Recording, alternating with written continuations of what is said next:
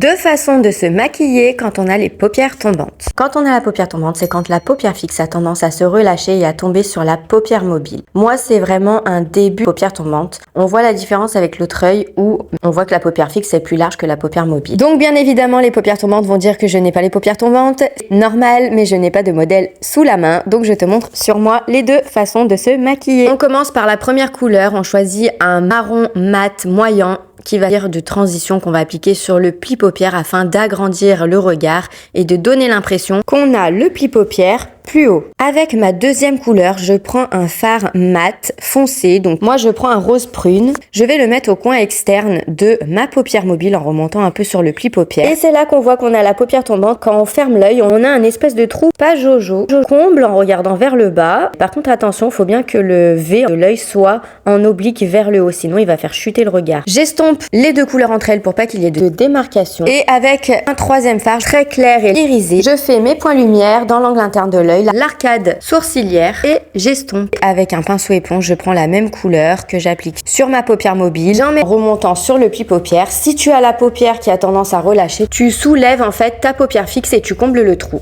Un peu de fard à paupières en stick ou un crayon beige dans la muqueuse inférieure pour agrandir et illuminer le regard. Ça ouvre et ça rehausse le regard. Je mets ma base pour les cils. Très important, on a les cils fins et courts comme les miens. Ça va maximiser l'effet du mascara. On va avoir les cils 3 fois plus longs que si on n'en met pas. Je mets un peu de fard foncé au ras de cils inférieur pour rappeler le dessus et mon mascara 4D qui est un mascara à fibres avec un effet faux cils. Tu regardes vers le bas avec un petit miroir, ça va éviter de faire des traces de mascara sur les paupières. Et là, tu étires bien tes cils à la verticale vers le haut et je te déconseille de mettre du mascara en bas qui risque d'en faire chuter ton regard. On veut justement l'agrandir. On termine avec les sourcils. On n'oublie pas d'accentuer la pointe du sourcil pour rehausser le regard et surtout on évite les sourcils arrondis qui vont faire chuter le regard. On rallonge pas trop la queue du sourcil qui peut faire également chuter. On estompe la tête en dernier pour un résultat plus naturel. Deuxième façon de me maquiller pour ce côté-là, je vais utiliser deux couleurs de fard à paupières. Ma couleur foncée sur le pli paupière. Mais si tu as la paupière bien plus tombante que moi, tu en mets plus haut que ton vrai pli paupière, c'est-à-dire seulement sur la paupière fixe. Et à l'inverse, tu mets ta couleur lumineuse sur toute la paupière mobile